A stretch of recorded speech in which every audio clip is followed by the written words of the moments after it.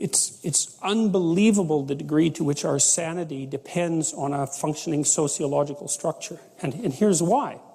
Well, first of all, you kind of need to know what to do every day. You have to have a routine, because you're an animal, you know. And, you know, if you have a dog or a cat, dogs are a really good example of this. Dogs like routine. They like to be walked the number of times a day that they're supposed to be walked, and they get quite sick very rapidly if you don't routinize their days. Children are exactly the same way. Now, you can overdo it, right? But still, you know, you need to know approximately when you should get up. It should be approximately the same every day. You need to know approximately when you're going to eat. You need to know what you're going to eat. You need to know who you're going to eat with. You need to know where to buy your food. It's like 80% of your life, 70% of your life, something like that, consists of those things that you do every single day, that you repeat.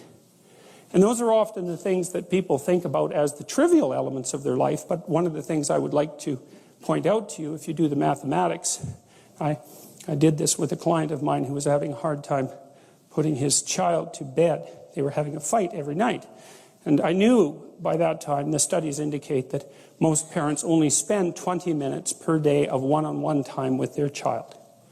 Now, the reason for that is that people are busy, and it's actually not that easy to parse out 20 minutes of one-on-one time. It's a lot bloody more time than you think. But that's all there is, 20 minutes. And he's spending like 40 minutes a day fighting with this kid, trying to get the kid to go to bed. And that's not very entertaining. You know, you think, well, it's just having a scrap with the kid about going to bed. But it's no. If it happens every day, it's a catastrophe. So you do the math. So we'll say 5 hours a week for the sake of argument, just to keep it simple. It's 20 hours a month. It's 240 hours a year. That's 6 40-hour work weeks. That guy was basically spending a month and a half of work weeks doing absolutely nothing but having a wretched time fighting with his son, trying to get him to go to bed. Horrible, right? That's just way too much time to spend doing something like that if you want to actually have a positive relationship with someone, because it's just too punishing. And so you need structure, you need predictability, and you need more of it than you think, just to keep you sane. Now, if you're lucky, and maybe a bit odd, you can deviate 5% from the norm, or 10% from the norm, or something like that, carefully and cautiously, as long as the rest of you is all well ordered in a normative manner. You might be able to get away with that, and you might be able to sustain it across time, and people might be able to tolerate you if you do it, or maybe you'll get really lucky and you happen to be creative but reasonably well put together, and people will actually be happy that there's something idiosyncratic and unique about you. But even under those circumstances, mostly what you want is to have a routine that's disciplined, that's predictable, and bloody well stick to it. You're going to be way healthier and happier and saner if you do that. And then the other thing that you need, because this is one of the things the psychoanalysts got wrong, I think, is that they overestimated the degree to which sanity was a consequence of being properly structured internally, you know. Because from the psychoanalytic point of view, you're sort of an ego, and that ego is inside you. And of course, it rests on an unconscious structure. But the purpose of psychoanalysis is to sort out that unconscious structure and the ego on top of it, and to make you a fully functioning and autonomous individual. But there's a problem with that, because the reason that you're sane as a fully functional and autonomous human being isn't because you've organized your psyche, even though that's important. The reason that you're sane, if you have a well-organized unconscious and ego, is because other people can tolerate having you around for reasonably extensive periods of time, and will cuff you across the back of the head every time you do something so stupid that people will dislike you permanently if you continue. And so what people are doing to each other all the time, just non-stop, is broadcasting sanity signals back and forth, right? It's like you smile at people if they're not only behaving properly, but behaving in a way that you would like to see them continue to behave. You frown at them if they're not. You ignore them if they're not. You shun them. You roll your eyes at them. You manifest a disgust face. You don't listen to them. You interrupt them. You won't cooperate with them. You won't compete with them. It's like you're blasting signals at other people about how to regulate their behavior so frequently, well, it just makes up all of your social interaction. That's why we face each other, and we have emotional displays on our face, and we're looking at each other's eyes, and we know exactly We know as much as we can about what's going on with each other, given that we don't have immediate access to the contents of their consciousness. And so partly what you're doing with your routine is establishing yourself as a credible, reliable, trustworthy, potentially interesting human being who isn't going to do anything too erratic at any moment. And everyone else is around there tapping you into shape, making sure that that's exactly what you are. And that's how you stay sane. And so what happens to people too, if they don't have a routine and they get isolated, is they start to drift. And they drift badly because the world is too complicated for you to keep it organized all by yourself. You just cannot do it. So we outsource the problem of sanity.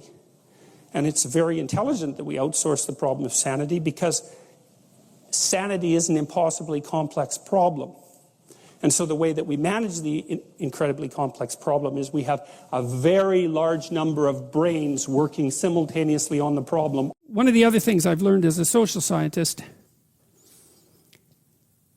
and I've been warned about this by, I would say, great social scientists, that you want to be very careful about doing large-scale experimentation with large-scale systems. Because the probability that if you implement a scheme in a large-scale social system, that scheme will have the result you intended is negligible. What will happen will be something that you don't intend, and even worse, something that works at counter purposes to your original intent. And so, and that makes sense, because if you have a very, very complex system and you perturb it, the probability that you can predict the consequence of the perturbation is extraordinarily low, obviously. If a system works, though, you think you understand it because it works. And so you think it's simpler than it actually is. And so then you think that your model of it is correct. And then you think that your manipulation of the model, which produces the outcome you model, will be the outcome that's actually produced in the world. And that doesn't work at all. I thought about that an awful lot, thinking about how to remediate social systems, because obviously they need careful attention and adjustment. And it struck me that the proper strategy for implementing social change is to stay within your domain of competence. And that requires humility, which is a virtue that is never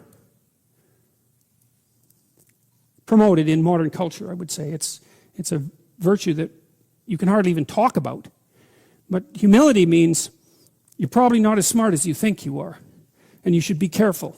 And so then the question might be, well, okay, you should be careful, but perhaps you still want to do good, or you want to make some positive changes. How can you be careful and do good? And then I would say, well, you try not to step outside of the boundaries of your competence, and you start small, and you start with things that you actually could adjust, that you actually do understand, that you actually could fix.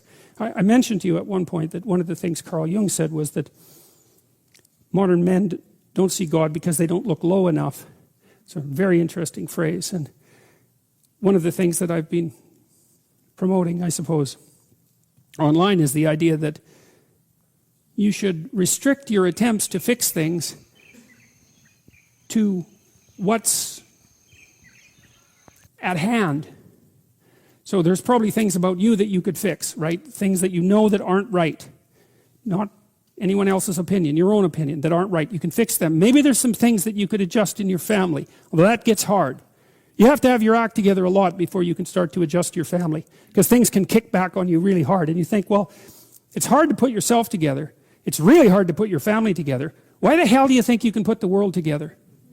Right? Because obviously the world is more complicated than you and your family. And so if you're stymied in your attempts even to set your own house in order, which of course you are, then you would think that what that would do would be to make you very, very leery about announcing your broad-scale plans for social revolution. Well, it's a peculiar thing, because that isn't how it works, because people are much more likely to announce their plans for broad-scale social revolution than they are to try to set themselves straight or to set their family straight. And I think the reason for that is that as soon as they try to set themselves straight or their families, the system immediately kicks back at them. Right? Instantly. Whereas if they announce their plans for large-scale social revolution, the lag between the announcement and the kickback is so long that they don't recognize that there's any error there. And so, you can get away with being wrong if nothing falls on you for a while. And it's also an incitement to hubris, because you can announce your plans for large-scale social revolution and stand back and you don't get hit by lightning and you think, well, I might be right, even though you're not. You're seriously not right. I might be right. And then you think, well, how wonderful is that, especially if you could do it without any real effort. And I really do think, fundamentally, I believe that that's what universities teach students now. That's what they teach them to do. I really believe that. And I think it's absolutely appalling. And I think it's horribly dangerous. Because it's not that easy to fix things. Especially if you're not committed to it. And I think if you're committed, because what you try to do is you try to straighten out your own life first. And that's enough. Like I think it's a statement in the New Testament that it's more difficult to rule yourself than to rule a city. And that's not a metaphor. It's like all of you who've made announcements to yourself about changing your diet and going to the gym every January know perfectly well how difficult it is to regulate your own impulses and to bring yourself under the control of some, what would you say, well-structured and ethical, attentive structure of values. It's extraordinarily difficult, and so people don't do it, and instead they wander off, and I think they create towers of Babel. And the story indicates, well, those things collapse under their own weight, and everyone goes their own direction. I think I see that happening with the LGBT community. I think, because one of the things I've noticed, it's very interesting, because the community is some sense, it's not a community, but that's a technical error, but it's composed of outsiders, let's say. And what you notice across the decades is that the acronym list keeps growing. And I think that's because there's an infinite number of ways to be an outsider. And so once you open the door to the construction of a group that's characterized by failing to fit into the group, then you immediately create a category that's infinitely expandable. And so I don't know how long the acronym list is now. It depends on which acronym list you consult. But I've seen lists of 10 or more acronyms. And one of the things that's happening is that the community is starting to fragment in its interior, because there is no unity. Once you put a sufficient plurality under the sheltering structure of a single umbrella, say, the disunity starts to appear within. And I think that's also it's a manifestation of the same issue that this particular story is dealing with.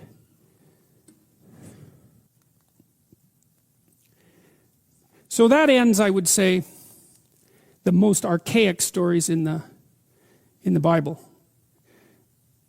There's something about the flood story and also the Tower of Babel. I think they outline the two fundamental dangers that beset mankind. One is the probability that blindness and sin will produce a natural catastrophe or entice one. That's something modern people are very aware of in principle, right? Because we're all hyper concerned about environmental degradation and catastrophe.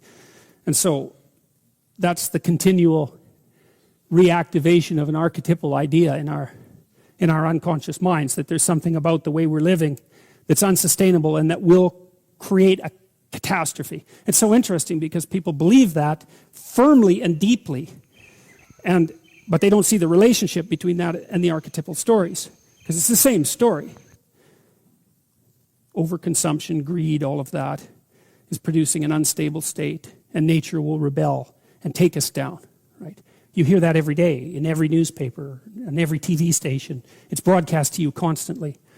And so that idea is presented in Genesis, in the story of Noah. And then the other warning that exists in the stories, one is beware of natural catastrophe that's produced as a consequence of blindness and greed, we'll say. The other is beware of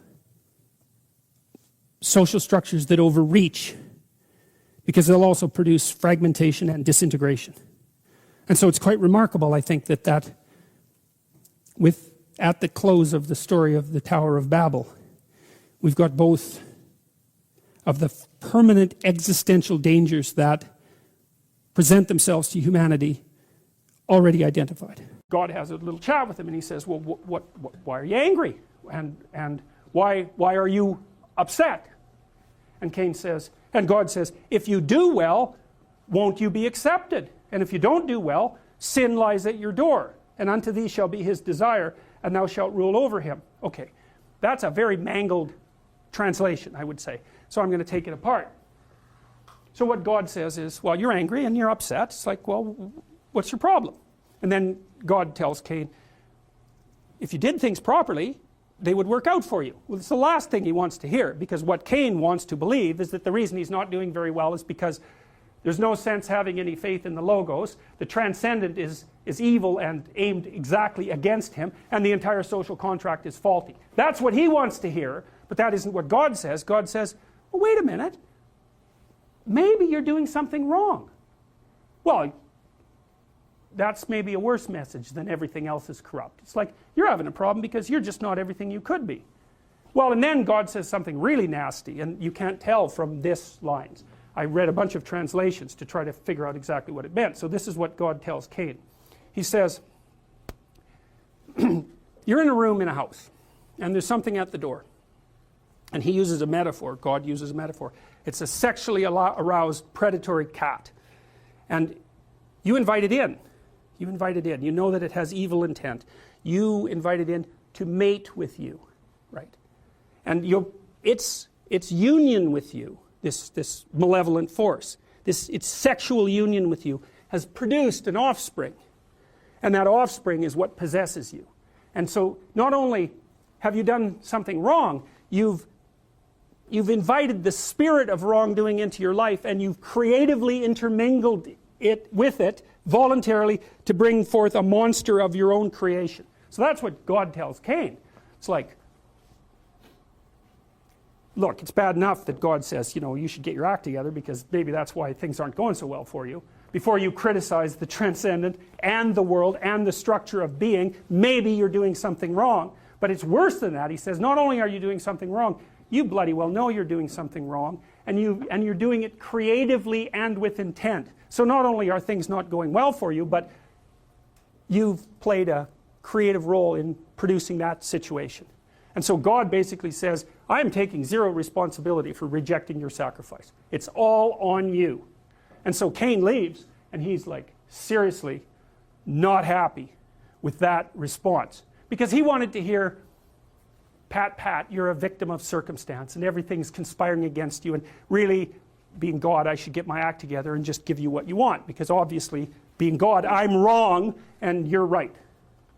Well, that isn't what happens. It's exactly the opposite of that. It's completely on you. That's the judgment. And so Cain leaves, and believe me, he was wroth before, and his countenance had fallen before, but it's nothing like it is now. And so he hits the next stage, and he thinks, okay, I'm going to take my revenge. What am I going to do? I'm going to find the most innocent and worthwhile thing that's favored of God, and I'm going to kill it. And that's what he does. So, and it doesn't matter that it's his brother. And Abel, we're drawing the inference, Abel's done the right things, everyone likes him, everything's flourishing for Abel, he's a good guy. He's one of those people that you meet that has everything, and then you meet them and you wish you could hate them, but you can't, because they're really good people, and then you really hate them. Because not only do they have everything, but it appears that they deserve it. And there's nothing that sort of sits in your soul and rots it more than that realization. And so that's the situation with Cain. And so Cain thinks, Cain talked with Abel his brother, and it came to pass when they were in the field that Cain rose up against Abel his brother and slew him. So that's so interesting, because look what happens to Cain here. So he's not doing well, he's separated from the transcendent and from society, he's bitterly resentful, and now he goes out and kills the very thing that he most wants to be. So he destroys his own ideal, right? He demolishes his own ideal. That's how far his resentment has pushed him. And so he's done, right? But it doesn't matter, because it enables him to take revenge. So he doesn't care. It's like the suicidal school shooter that blows off his head at the end of his mayhem. It's like, it doesn't matter to him. It's part of the same art form. And the Lord says unto Cain, where is Abel thy brother? And Cain said, I don't know. Am I my brother's keeper? Well, that's a good question. That's why it's posed in the story, because the answer to that is supposed to be yes. And God says, what have you done? The voice of your brother's blood cries unto me from the ground. That's actually the motif that Dostoevsky explores, I would say, in Crime and Punishment, because what happens is that Raskolnikov is Cain, for all intents and purposes, and he commits a murder. But he gets away with it. Well, so he thinks. So he thinks. No one suspects him. He buries the money. He can't stand to touch the money. He buries it in a abandoned lot, and he's drawn there now and then to look at where it is, but he can't touch it, because the money, it's so funny, because the money before he kills the pawnbroker is not the same as the money after he kills the pawnbroker.